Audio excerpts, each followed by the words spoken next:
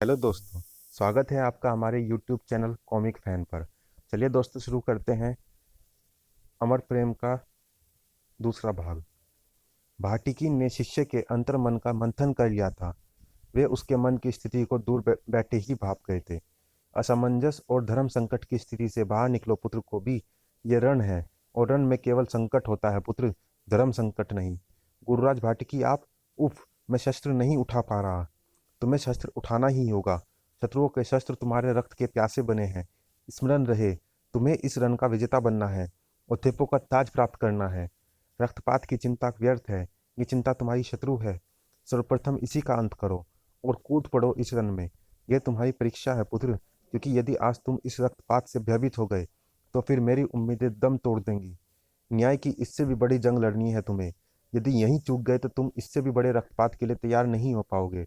ये मेरी मृत्यु होगी, तुम्हारे गुरु की मृत्यु। इससे भी बड़ा रक्तपात? गुरुराज भाटिकी, ये आप क्या कह रहे हैं? हाँ, किंतु ये समय प्रश्नोत्तर का नहीं है। केवल इतना जान लो कि तुम्हें एक जंग और लड़नी है। इस जंग को उस जंग का पूर्व अभ्यास समझो। बचो, शत्रु तुम्हारे पीछे है। मैं समझ गया गुरुराज भाटिकी, जिसे मैं निरर्थक समझ रहा हूँ उसके पीछे कोई उद्देश्य है। अंधेरे छट गए, को भी इस जंग को जीतेगा गुरुराज। खच्चाक! आह! कोबी की तलवार गूंज उठी। गुरुराज भाटिकी की सिखाई युद्ध कलाएं बड़े बड़े योद्धाओं के छक्के छुड़ाने के लिए काफी थी, मगर हर कोई जीतना चाहता था। जीतने का जुनून कत्ले आम मचा रहा था। सबकी मंजिल एक थी, काला घाट। ओथेपे का ताज वहां तक पहुंचने की ही एक ही शर्त थी, बेरहम हत्यारे योद्धाओं की भीड़ में उनके आक्रमणों व भयंकर शस्त्र अस्त्रों से बचते बचाते खुद को जीवित रख पाना। लाशों के ढेर लगाते हुए आगे बढ़ते जाना। कोई दया भावना नहीं, केवल खून खराबा। ह ह ह। चप्पे चप्पे पर मौत व नृशंसता हावी हो रही थी। खचाक! जो ताकतवर था अभी तक जीवित था। वो अट्टहास लगा रहा था। जीत उसका लक्ष्य बनी हुई थी। हा हा हा। कोई था जो उन सब गतिविधियों पर नजर रखे था। रक्तपात उसे तनिक भी व्यथित नहीं कर रहा था। और कोई था जिस पर अब जुनून सवार था। वो खूंखार योद्धाओं की आगे बढ़ती उस भीड़ को अब कई गुना तीव्रता के साथ कम कर रहा था। उसकी तलवार विद्युत की सी गति के साथ चल रही थी। शत्रुओं के अंग भंग हो रहे थे। रण में एक योद्धा को जैसा आचरण करना चाहिए वो वैसा ही कर रहा था। नरसंहार की अब उसे परवाह नहीं थी, केवल लक्ष्य की परवाह थी। गुरु को दिए वचन की लाज रखनी थी उसे। उसे रोक पाना अब कठिन लग रहा था। आह! खचा! योद्धा चूकते जा रहे थे। मौत भी जैसे थर्रा गई थी कोबी का वो विध्वंसकारी रूप देखकर। साए!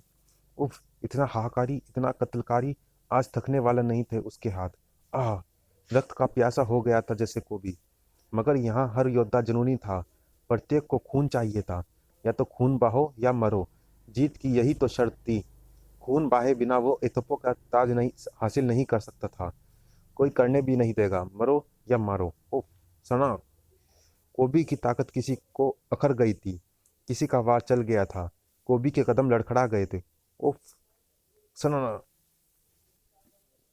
गुरुराज भाटिक का अक्स एक बार फिर कोबी को दृष्टिगोचर हुआ था। कोबी, अपनी शक्तियों को पहचानो। तुम एक भेड़िया मानव हो। तुम्हें भेड़िया देवता की कई अलौकिक शक्तियां प्राप्त है। उनका आह्वान करो। अपनी भेड़िया फौज को पुकारो। चले आओ मेरी भेड़िया फौज के सिपाहियों। कोबी चमत्कृत था। Woof woof woof woof. कोई और भी चमत्कृत था। कोबी, अपनी शक्तियों को पहचानो। तुम अपनी पूंछ को हिमालय की ऊंचाई तक बढ़ा सकते हो। पूंछ को? ये भी अद्भुत है।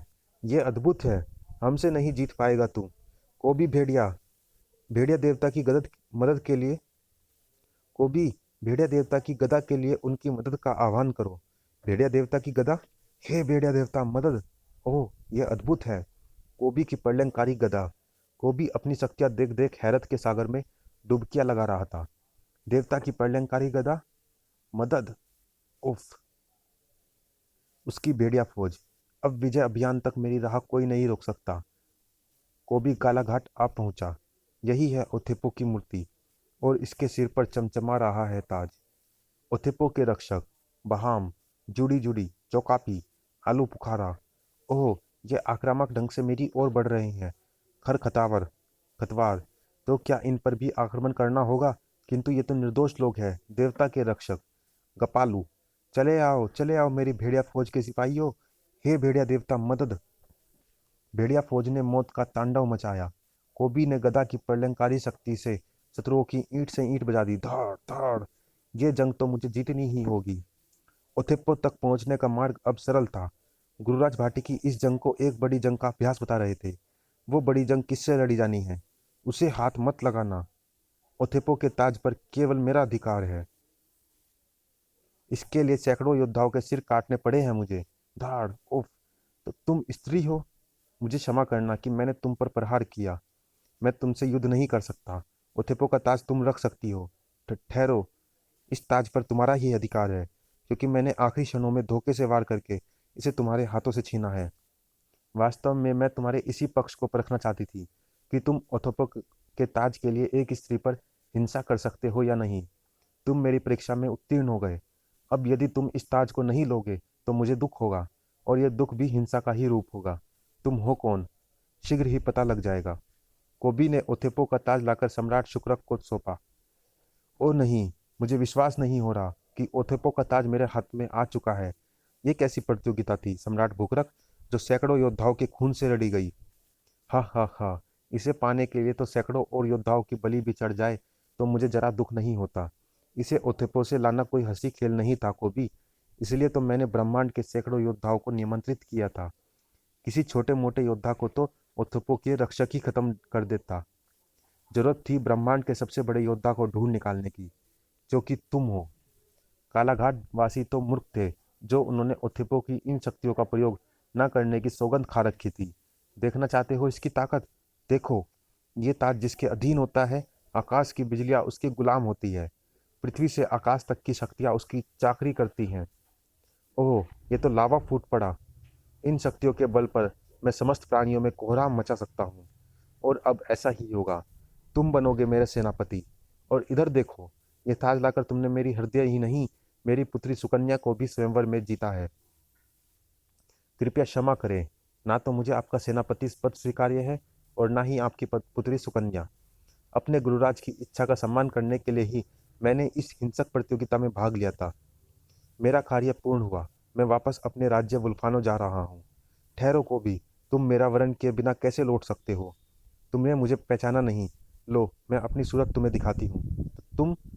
तुम सुकन्या हो? हाँ, मैंने हृदय से तुम्हें उसी पल अपना पति स्वीकार कर लिया था, जिस पल तुमने स्त्री होने के कारण मुझ पर प्रहार करने से इनकार करके ओथेपो के ताज पर अपना अधिकार छोड़ दिया था। मैंने तुम जैसा शूरवीर प्राणी इन संसार में नहीं देखा। एक स्त्री को अपने पति की बलशाली भुजाओं की सुरक्षा प्राप्त हो, उसकी निगाहों में स्त्री के प्रति सम्मान व प्रेम की भावना हो। इससे अधिक एक स्त्री को और भला क्या चाहिए? मैं तुम्हारे अलावा अब किसी और की नहीं हो सकती कोबी। एक स्त्री के सच्चे प्रेम निवेदन को ठुकरा कर तुम यहाँ से नहीं जा सकते कोबी। हाँ, ये प्रेम ही है। प्रेम, जो एक पल में ही किसी की जिंदगी बदल सकता है। इसी पर एक पल में कोई किसी के लिए इतना महत्वपूर्ण बन जाता है कि वो उसके बिना एक पल भी जीवित रहने की सोच भी नहीं सकता। कोबी, तुम कुछ बोलते क्यों नहीं? तुम्हारी चुप्पी मेरी बेचैनी को बढ़ा रही है। कोबी चला गया पिताश्री। स्क्रैच, उसको सोचने का समय दो, अन्यथा हम उसको लाकर तुम्हारे पाँव में डाल देंगे। Woof woof woof woof. गुरु कोबी गुरुराज भाटिकी के पास पहुंच चुका था। आप नहीं जानते गुरुराज कि इस स्पर्धा की आड़ में सम्राट भुकरक ने तबाही का कौन सा खेल खेला है। यदि आपका आदेश नहीं होता तो मैं तबाही के प्रतीक उस ताज को कदापि सम्राट भुकरक के हाथ में नहीं सौंपता। उफ कोबी, तुमने वहां से वुल्फानो लेटने में बहुत शीघ्रता कर दी। तुम्हें कुछ दिन सम्राट भुकरक का आतिथ्य स्वीकार करना चाहिए था। मैं आपका मतलब नहीं समझा। सम्राट भुकरक ने विजेता को अपना दामाद बनाने की घोषणा की थी। ओथेपो की ताजपोशी वो तुम्हारा ही मस्तक पर करता कोबी, क्योंकि तुमने इस जंग को जीतकर स्वयं को सर्वशक्तिमान सिद्ध किया है। वो संसार को जीतने की इच्छा रखता है, और मुझे भी जीतनी है एक जंग। तुम्हारे पास जो शक्तियां हैं वो भी काफी है, किंतु मैं कोई चूक नहीं चाहता। इसलिए मैं चाहता था कि तुम ओथेपो का ताज भी प्राप्त करो। स्पर्धा के दौरान भी आप किसी बड़ी जंग की बात कर रहे थे। कौन सी जंग है वो गुरुराज भाटी की? इस जंग को विजय कर तुम्हें प्राप्त करने होंगे तुम्हारे पिताश्री वुल्फानो सम्राट वुल्फा और तुम्हारी माताश्री सुरवया। क्या? गुरुराज भाटिकी ने जो रहस्य उद्घाटन किया था, उसने कोबी के मन मस्तिष्क में तूफान खड़ा कर दिया। इसी दिन की उम्मीद में मैंने तुम्हारे शरीर को फौलाद जैसी मजबूती और हाथों को तीर जैसी तेजी दी है। तब गुरुराज भाटिकी ने बताया कि कोबी के नाना राजा कोंकण जी ने अपनी पुत्री सुरवया और एक भेड़िया प्राणी अर्थात वुल्फा का साथ गंवारा ना हुआ था। उन्होंने वुल्फा को कैद कर लिया था। ये एक तरफा प्रेम मिलन संपूर्ण वुल्फानों की तबाही का कारण बना था। को भी भड़क उठा था। और आपने आज तक ये बात मुझसे छुपाई, किंतु अब मैं एक क्षण भी नहीं रुक सकता। मैं अपने पिता को स्वतंत्र कराऊंगा। मैं भी यही चाहता हूँ, किंतु पहले तुम्हें ओथेपो का ताज प्राप्त करना होगा। ओथेपो का ताज प्राप्त करने के लिए तुम्हें कहीं जाने की जरूरत नहीं है कोबी। सुकन्या, तुमने अपने पिताश्री से इसे कैसे प्राप्त किया? ये ताज यदि पिताश्री के पास रहता तो हजारों निर्दोष प्राणियों की तबाही का कारण बनता। मैं इसे चुरा कर लाई हूँ। अब ये केवल तुम्हारे हाथों में ही सुरक्षित रह सकता है कोबी। और मैं जानती हूँ कि तुम इसका अनुचित प्रयोग कब नहीं करोगे, किंतु मैं इसे तुम्हारे हाथों से नहीं ले सकता। मगर क्यों? क्योंकि इसके बदले में मैं तुम्हें वो नहीं दे सकता जो तुम्हें मुझसे चाहिए। प्रेम कोई वस्तु नहीं होता कोबी, जिसे हस्तांतरित किया जा सके। प्रेम उस बीज के समान होता है जो मिट्टी में जाने पर स्वतः ही अंकुरित होने लगता है। कोबी, अब भले ही मैं जीवित ना रहूं, किंतु मेरे हृदय में तुम्हारे प्रति अंकुरित हुआ प्रेम हमेशा जीवित रहेगा। हाँ, किंतु तुम्हारे हृदय में, मेरे हृदय में तुम्हारे प्रति प्रेम का अंकुरन तो दूर, बीज तक नहीं पड़ेगा। तुम्हें इस लड़की सुकन्या के प्रेम के प्रति आदर भाव प्रकट करना चाहिए कोबी। ऐसा आप कह रहे हैं गुरुराज? हाँ, ऐसा मैं कह रहा हूँ, क्योंकि यदि ऐसा ही प्रेम भाव सुवर्या ने भी तुम्हारे पिताश्री के प्रति दिखाया होता, तो आज बुल्फानो तबाह ना हुआ होता। मेरी माताश्री एक मानव कन्या थी और पिताश्री एक भेड़िया प्राणी। ठीक वही स्थिति हमारी भी है। मैं एक भेड़िया प्राणी हूँ और सुकन्या एक मानव कन्या। मैं नहीं चाहता कि जीवन के किसी भी मोड़ पर इतिहास एक बार फिर स्वयं को दोहराए। पिताश्री व माताश्री का हश्र जानने के पश्चात तो मेरा अब प्रेम शब्द पर से विश्वास ही उठ चुका है। यदि प्रेम में इतनी शक्ति होती तो पिताश्री का प्रेम माताश्री को अवश्य ही द्रवित कर पाता और उनके प्रेम का हश्र एक दीर्घकालीन यातना न बना होता। प्रेम त्याग का दूसरा रूप है गुरुराज। इसमें अपना सर्वस्व कुर्बान किया जाता है। क्यों नहीं माताश्री ने पिताश्री के प्रेम पर अपना सर्वस्व न्योछावर किया? अगर उन्होंने ऐसा किया होता तो आज मैं सुकन्या के प्रेम का आदर करता, उसके लिए अपने प्राण भी दे देता, क्योंकि तब मैं प्रेम की अहमियत को समझता। मुझे किसी और का तो पता नहीं को भी, लेकिन वक्त पड़ा तो मैं तुम्हारे लिए अपनी जान भी दे दूंगी। फिर भी यदि तुम जाना चाहते हो तो जाओ को भी, लेकिन मेरी एक इच्छा पूर्ण कर दो। मुझे अपना आलिंगन करने दो। केवल इस एहसास के सहारे मैं अपना पूरा जीवन गुजार लूंगी। ये असंभव है। वो चला गया सुकन्या, किंतु तुम्हें निराश होने की आवश्यकता नहीं। वो लौट कर आएगा। तुम्हारा प्रेम ये सद्य पर राज करेगा। वो लौटेगा। प्रेम प्रतीक्षा का भी दूसरा नाम है। मेरी चाहत वो है। उसकी चाहत में कौन है मुझे इसकी परवाह नहीं। मेरे ख्यालों में वो है, उसके ख्यालों में कौन है मुझे इसकी परवाह नहीं। वो मेरी रगों में लहू बनकर बहता है। मेरी जिंदगी वो है, उसकी जिंदगी कौन है मुझे उसकी परवाह नहीं। वो मेरी खुशी है, मेरा गम है, मेरी धड़कन, मेरी सांस वो है। वो सुबह है, मेरी शाम है। क्या कहूँ, ये मेरे दिल का हाल है। ये मेरी वो चाहत है जो मेरी हो, मुझे इसकी भी परवाह नहीं। नादान लड़की, तुम्हारे प्रेम में पागल हो गई है। मेरी शक्तिमान वस्तु ओथेपो का ताज उसने तुम्हें लाकर सौंप दिया, किंतु मैं समझता हूँ कि तुम उसके प्रेम के लायक नहीं हो। तुम्हारा अंत मैं स्वयं अपने हाथों से करूंगा। नहीं पिताश्री, नहीं। आ सुकन्या, उफ, ये तुमने क्या किया? हत्यारे! सुकन्या, ये तुमने क्या किया? मैंने कहा था ना कि वक्त पड़ा तो मैं तुम्हारे लिए जान भी दे दूंगी, किंतु मैं इसके लायक नहीं था। मैंने तुम्हारा प्रेम स्वीकार नहीं किया था। मैं कुछ मत कहो को भी। मेरे लिए यह गर्व की बात है कि मैं तुम्हारी बाहों में दम तोड़ रही हूँ। इसे अपने पास रखना। ये क्या है? ये नीलमणि है। कभी मेरी याद आए तो सच्चे दिल से मुझे याद करना, तब तुम मुझे अपने आसपास पाओगे कोबी। आह, अलविदा कोबी, अलवि नहीं सुकन्या, उफ नहीं। गुरुराज, ये मर गई। गुरुराज भाटिकी, प्रेम कभी मरा नहीं करता कोबी। सुकन्या का प्रेम अमर है। अमर रहेगा उसका प्रेम। सुकन्या के शब्द कोबी के हृदय में शूल की तरह चुभ रहे थे। मुझे अपना आलिंगन करने दो। केवल इस एहसास के सहारे मैं अपना जीवन गुजार लूंगी। कोबी की आंखों से बहते आंसुओं ने सुकन्या का आलिंगन किया और तब कोबी खुद को रोक नहीं पाया सुकन्या की इस इच्छा को पूर्ण करने से। सुकन्या, मुझे माफ कर दो। तुम्हारा प्रेम बीज मेरे दिल की जमीन में अंकुरित हो गया, परंतु तुम्हारे जाने के पश्चात उसकी आखिरी इच्छा जो बन गई थी वो। भेड़िया की आंखों से निरंतर आंसू टपक रहे थे। सुकन्या ने प्रथम बार मेरा प्रेम से परिचय कराया था जैन, किंतु मेरे प्रेम का वर्तमान और भविष्य तुम हो। फिर कभी ना कहना कि तुम मेरे लिए जान भी दे दोगी। उफ भेड़िया, सचमुच अमर प्रेम किया था सुकन्या ने। भेड़िया ने अनजाने में ही अपने अमर प्रेम सुकन्या को सच्चे दिल से याद कर लिया था। क्या अब लौटेगी सुकन्या?